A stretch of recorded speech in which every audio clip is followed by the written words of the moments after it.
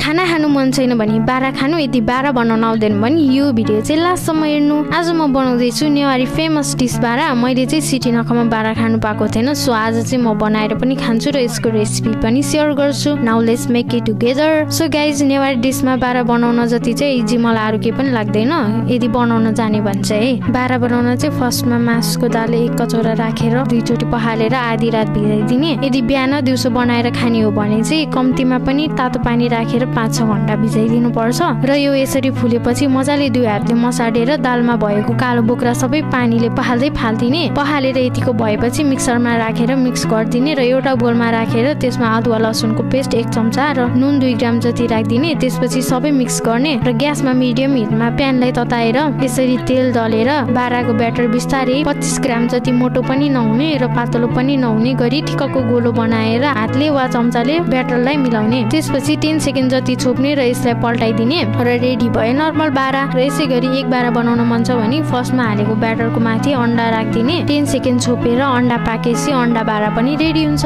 Right now. र यस्तै रेसिपीहरू चाहिन्छ भने प्लिज कमेन्ट बक्समा कमेन्ट गर्नु होला है। Thank you for watching.